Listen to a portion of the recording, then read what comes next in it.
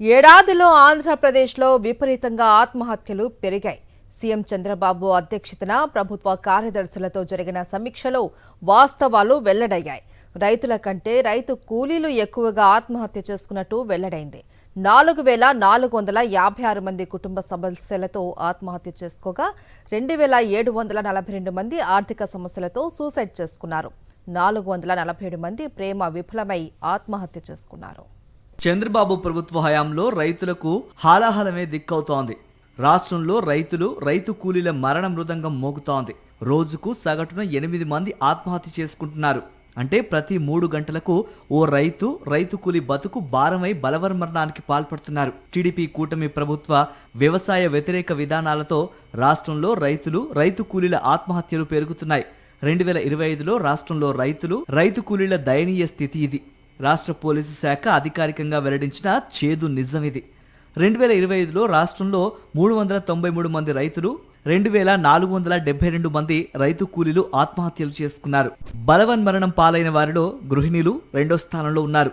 1884 మంది గృహిణులు ఆత్మహత్య చేసుకున్నారు. అంటే రాష్ట్రంలో గృహహింస వేధింపులు పెరుగుతున్నాయన్నది స్పష్టమవుతోంది. మహిళా భద్రత పట్ల ప్రభుత్వ నిర్లక్ష్య వైఖరే అందుకు కారణమన్నది స్పష్టమవుతోంది.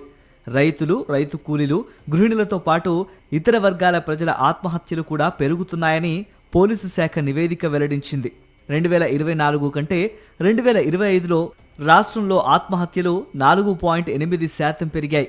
రాష్ట్రంలో 2024లో 8,045 మంది ఆత్మహత్య చేసుకున్నారు.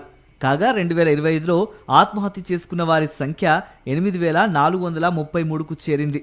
Suicide reasons: financial distress 2,742, love failure 447, family relationship 4,456, unemployment 206, addiction to alcohol 1,514, 44, academic stress 198, work pressure 31, multiple reasons 4,500. Family relationship is the biggest casualty in this.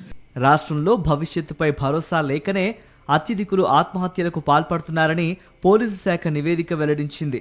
2025లో ఆత్మహత్యలు చేసుకున్న వారిలో పురుషులు 6,360 మంది, మహిళలు 2,073 మంది ఉన్నారు.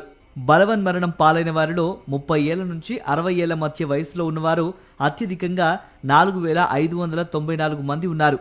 భవిష్యత్తుపై భరోసా లేకనే వారు ఆత్మహత్యలకు పాల్పడ్డారు.